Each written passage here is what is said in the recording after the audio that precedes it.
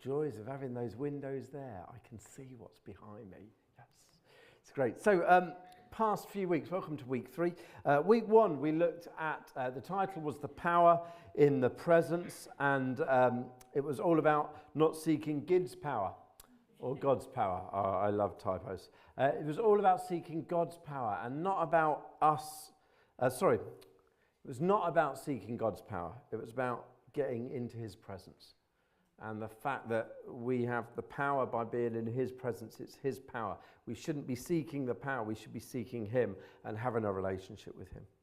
And then last week it was, we were talking about being filled with the Holy Spirit and how, as a matter of course, we should be asking the Holy Spirit to fill us. And if we can call out and say God is Lord, then we have the Holy Spirit in us. It was a dispel the myth that you need to be baptized a second time. It was, you have got the Holy Spirit in you. Don't listen to people saying, if you can't do this and you can't do that and you can't do the other, you haven't got the Holy Spirit in you. You have the Holy Spirit in you. At that moment you accept Jesus into your life, the Spirit comes. But it is good to be filled, and it's good to keep asking to be filled. And if you've missed either of those, they're available on YouTube, so please go to that. I had some feedback past couple of weeks. Thank you for all of those who've spoken to me. And I just want to make it really, really clear that we are not in this series in the book that I'm running away. I'm off the camera. This book is not the book that tells us everything about the Holy Spirit. It's this book that tells us everything about the Holy Spirit. And if we took everything about the Holy Spirit from this book would be overfilled. We'd need 7 or 8 of these books. So we are not in this course trying to totally cover everything to do with the Holy Spirit. He is too big for 10 weeks.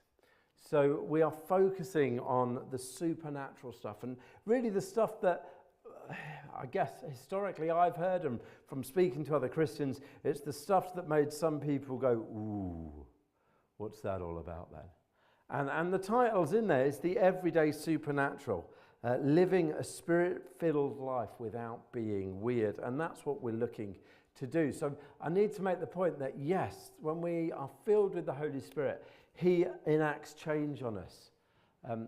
The fruits of the Spirit, love, joy, peace, patience, kindness, goodness, faithfulness, gentleness, and self-control. I don't know about you, but I can say those things are more in me now as a Christian and are getting more and more than when I began on my journey with God. And that isn't just about me, it's about him working in me. And I want to be really clear from the outset, we are not suggesting that this book is the only stuff about the Holy Spirit. He changes us. He makes us more joyful, more patient. He needs to keep working on that with me. More gentle. We have more self-control. He pours that into us, and he helps us become more like Christ. I had a couple of people see me again this week and go, Andy, God's power, our weakness. I need to know that in my life now because I'm feeling really weak. I'm struggling. I know a lot of you know my wife is really quite unwell at the moment and she's finding it really hard. But what we're going to be talking about today is not that kind of weakness and having God to get us through it. But I would like to have a clicker that works. I'm now lost. Who knows where we are. Nat, is there any chance you putting on slide number 4? There's one. Oh, we've lost the whole PowerPoint. Brilliant. I'll let them figure it out at the back. If you are sat there going, Andy, I'm really struggling maybe with health or with stuff going on with families or other things in your life, a really good DVD series I'd really encourage you to go and look at is You'll Get Through This by Max Lucado. It is available for us all through Right Now Media. So if you're a member of this church, you will have access to Right Now Media already. If you're not a member of this church, then you need to get Right Now Media, and I am only permitted to give you a login if you are a member of this church. Or you sneakily see me afterwards and give me your email. Shh. You can be a member of our church just for this week. I can get it to you. And there's loads of brilliant stuff on that, but one of the really good things is You'll Get Through This, which should be appearing on the screen behind me. And there it is. Cheers, guys. Thank you. So You'll Get Through This by Max Lucado. Six sessions. Really, really good. And if you go through Right Now Media, you get the added notes and stuff, as all of that. So I remember when I was a Christian and I went to Soul Survivor, big events. And they spoke about Jesus and about God and the Holy Spirit, and I'd heard a lot of it before. And then there was this moment of them going, yeah, the Holy Spirit has got all this stuff he wants to give us. And it was like, okay. And he wants to give it to you all. And I stood there as the sensible youth leader with my youth with me, going, yes, guys, he wants to give it to you. But deep down believing he didn't want to give it to me because I was a bit pants. I didn't really read my Bible very well.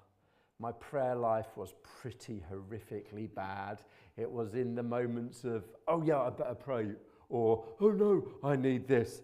And, or the youth have just asked me a really hard question, I don't know how to answer it. My prayer life was rubbish. My Bible reading was rubbish. I didn't always go to church. I struggled with what the preacher said. And I looked at these Christian people and I just thought at the front and was like, they've got it so together. They've got it now. I looked at my vicar, our vicar, Andrew Montgomery, who was vicar for us in Eam, and it was like, Andrew's got it so together. Everything's sorted, and he just pulls Bible verses out of him. And this video clip that's about to play, I'm getting them ready for it, basically sums up my viewpoint of God and the Holy Spirit as only Wayne and Garth could. We gotta get going.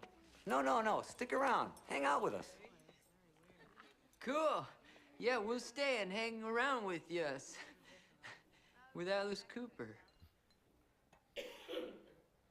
We're not worthy! We're not worthy! We're not worthy! We're scum! We suck!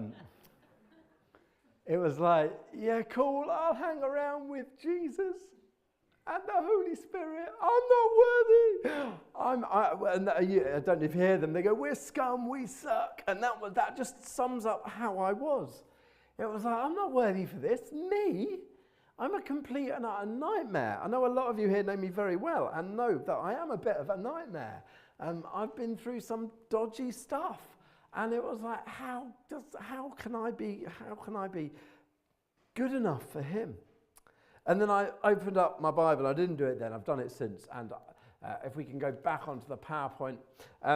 2 Corinthians chapter 12, verse 9. Paul puts it this way. But he said to me, talking about God, my grace is sufficient for you, for my power is made perfect in weakness. God's power is made perfect in weakness. Therefore, I will boast all the more gladly about my weaknesses, so that Christ's power may rest on me. The guys are going to shove it up there. I'll read it again. It's probably my next tattoo, 2 Corinthians 12:9, because it's just boshingly great. But he said to me, my grace is sufficient for you, for my power is made perfect. His power is made perfect. No, come off it, God. Your power must already be perfect. But he says to us, no, I make it perfect. His power is made perfect in weakness. If we were perfect, his power wouldn't be perfect. How that works, I don't know. But it's our weakness that makes his power perfect. Therefore, I will boast all the more gladly about my weaknesses, so that Christ's power may rest on me. You are worthy and we are worthy. I'm going to click through and we don't want to watch that again. There we go. There's the one. Has anyone got any dodgy Christian bands? Have you got a Christian band? Like, not a band, but those Christian... I've got one. A kid made it for me a few years ago, so it's on. Anyone got any of those Christian bands that you have with the initials? Anyone know any of them, what they might have on them, what letters? Audience participation? Sorry? WWJD, we want Jack Daniels. What would Jesus drink? What would Jesus do? There's WWJD, what would Jesus do? What else are there? And there's thousands of them. Frog, mate, unbelievable. You see the slides? Frog, fully rely on God. And I used to quote it to my youth, frog, and my youth used to, they used to all have their little frog bands, yeah, we fully rely on God. I'm glad they did. I still struggle to fully rely on him. I need to keep relying on him more. But it's that fully rely on God. That's what he wants us to do. In our weakness, his power is made perfect. It's about us going, actually, it's down to you, God, I can't do this. I can't stand up in front of my church and talk about the Holy Spirit. I can't be a youth leader. I can't do this. I certainly can't do any of the crazy stuff with you, God. I can't tell people about Jesus. I can't evangelize. I can't do X, Y, and Z. And he is right, I can't. We can't. We need that relationship, as we discussed a few weeks ago, and we need to fully rely on him. But I still had this whole thing of these Christian people and all how wonderful and perfect they were. Jesus was perfect. Surely everybody around Jesus was perfect. Well, no, they weren't. We need to understand a little bit about the culture in Jesus' time. If at about age 6, you would be sent off to a fancy word that I will try and say and make a fool of myself, so I'm not going to. But you'd be sent basically up to the synagogue to have lessons. And you'd learn the Torah, which is Genesis, Exodus, Leviticus, Numbers, and Deuteronomy, the first 5 books of the Old Testament. You'd be trained for 4 years until you were about 10, and you'd know it word for word. That's what you did. Genesis, 5 books, learn them word for word. And then if you were all right or no good, off you went, go and learn a trade. But like the top 5% of them were then taken to the next level, which is another long word that I can't say properly. And there, for another 5 or 6 years, they would learn the whole of the Old Testament. They'd learn word for word from Genesis through to Malachi. Good for them. I can't even get the books in order, and I leave some out all the time. I can do the first 5, and that's what I learned to tell you today. But like they learned a lot of it. And then most of them went off and did a trade. But the top ones, like the top 1% of that group, would be told, oh, you might be able to be a disciple to a rabbi. And what they would do is they'd go to the synagogue and they'd go to wherever and they'd listen to these different rabbis and they'd go, do you know what, that rabbi there is the one who I think I would like to follow. And it was they would go to that rabbi and say, hello, this is me, I know all of this, and I've studied what you've said, and I've studied the Old Testament or the Torah, and I know this, and please, can I become one of your disciples? And most rabbis would go, no, they would only choose the best of the best of the best of the best.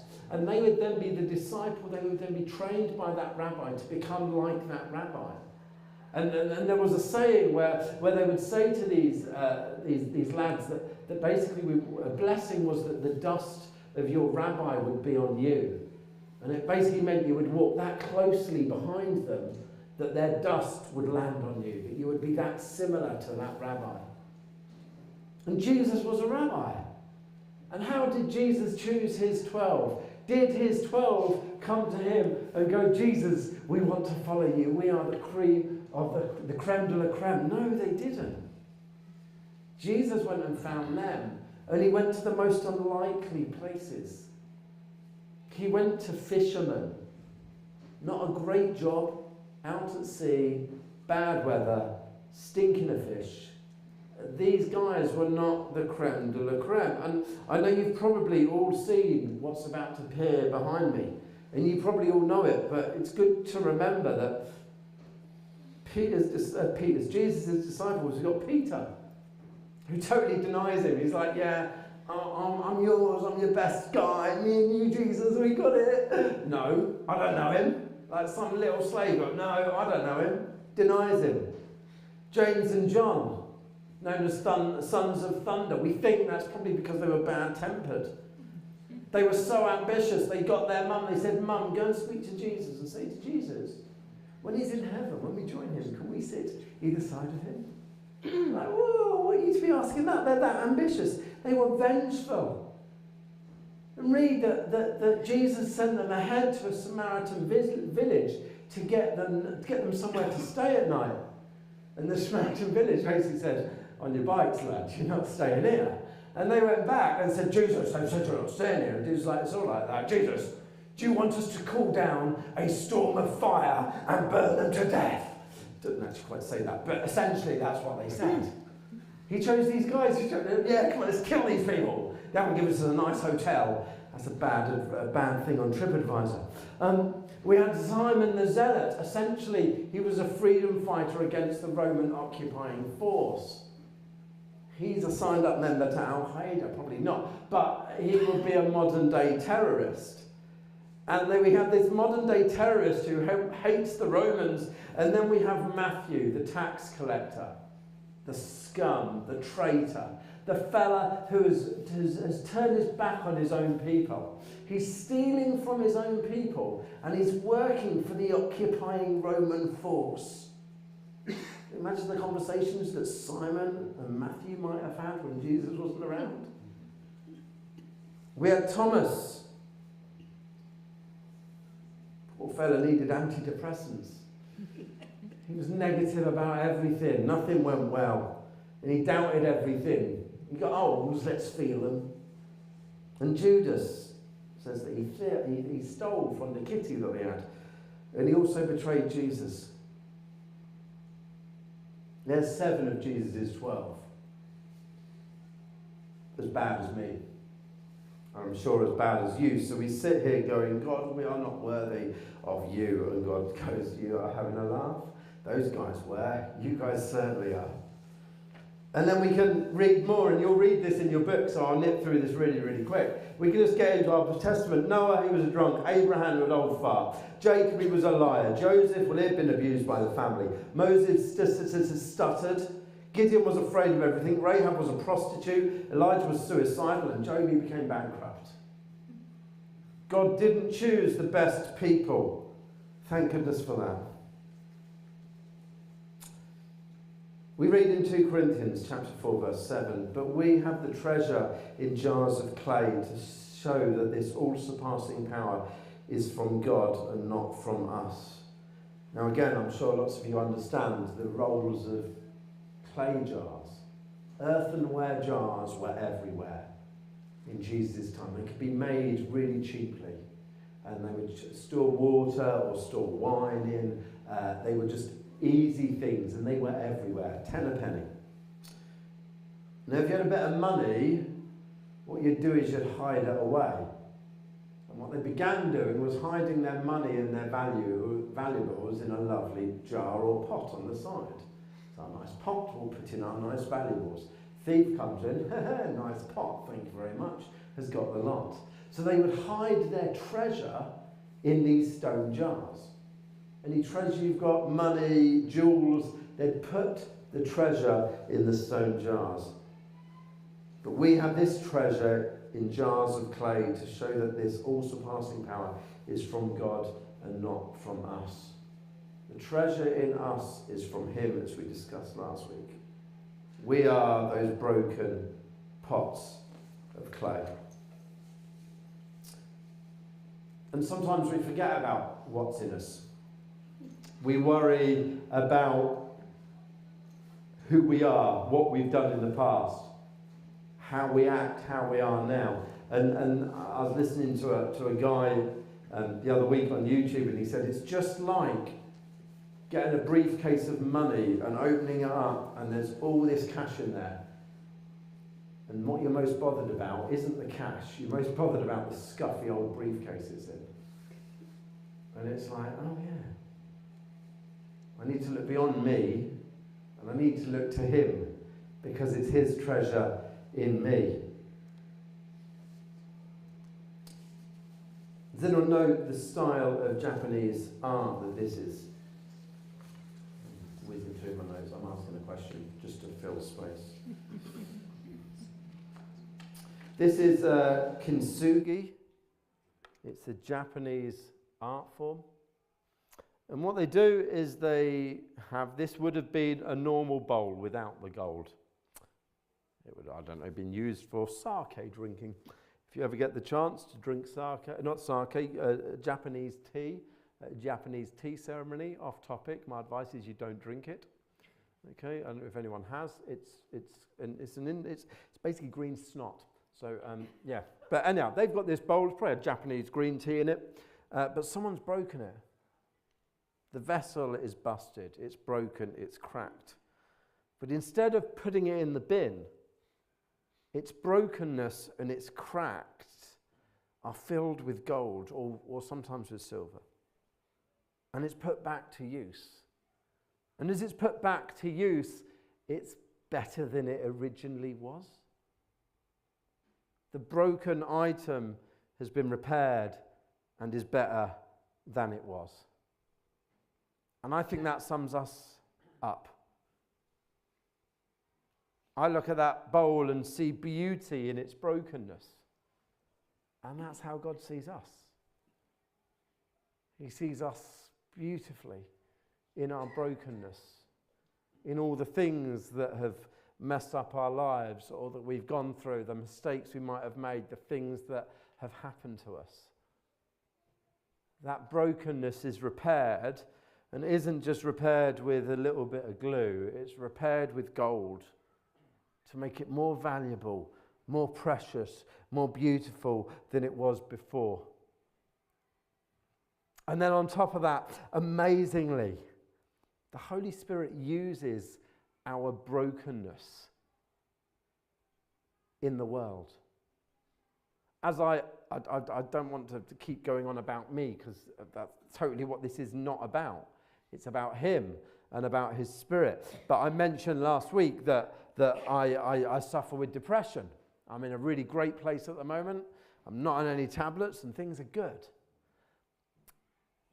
But it was amazing when I sat down in that doctor's, I sat down with my doctor and he said, Andy, I think you're suffering with depression. And it was like, whoa. Shock? Nah, I'm just a bit tired. No, mate, I think you are. And I went home and I told Bex, told my wife. And she was like, okay, that's fine. How do you feel about it? And it was like, I've got a mental health problem. My parents always said I was mental. They were right. But I'd only ever come across 2 or 3 other people in my life who had ever suffered with depression or who had ever told me about it. And it was that reality of going, okay, I suffer with this. All right, I'm going to be open about that. And crikey, the floodgates opened. Amazing the amount of people who God suddenly put into my life who were like, yeah, Andy, we suffer with depression. Oh, do you? Oh, what tablets are you on? But God used my weakness and that brokenness as a way of being with others. And He's done that throughout my life. I look back on my life and go, that was a mistake. That was a mistake. That was a mistake. And I'm sure God didn't want those things to happen, but they happened. But what did He do with that broken vessel? Did He say, Andy Evers, the broken vessel, in the bin? No. He said, Andy Evers, that broken vessel, I still love you. I see the beauty in your brokenness, and I'm going to mend you, and I'm going to fix you. And then because of that, those cracks that have been mended and fixed, I'm going to use you to help others, support others, have commonality with others. And it's just amazing, the things that go on in our lives, God uses them. And I know I'm still not fully worthy. I'm not worthy, none of us are worthy. But by grace, He uses our brokenness for His kingdom.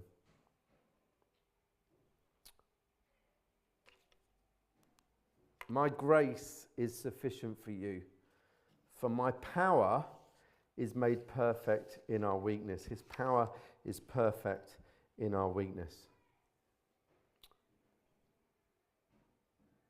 Now, I don't know about you. I don't know what's going on in most of your lives. I know some of you well. I know none of you exceptionally well, because we all know ourselves far better than we. There's lots of us that we don't let out. But I feel really strongly that we have to, as God's people, accept our brokenness and move on from it. And just like that bowl, we have to allow God to heal us and put it down. And it's difficult at times to put down our weakness. And you're possibly sat there going, me, Andy, God doesn't want to use me. I haven't got it all together. Well, do you know what? I can assure you, out of all the people in this place who haven't got it together, I will put myself towards the top of that pile. I don't read my Bible well enough. I don't know my Bible off by heart. I don't pray well enough. I haven't been going to church long enough. I have been to different churches and I should just be at one. I don't do this and I don't do that and I don't do the other. I'm not good enough for him to use. And I know from reading my Bible that he disagrees with that so much. He sees you as that beautiful bowl, and he wants you to accept that in your weakness he is there. It is your weakness where his power is found.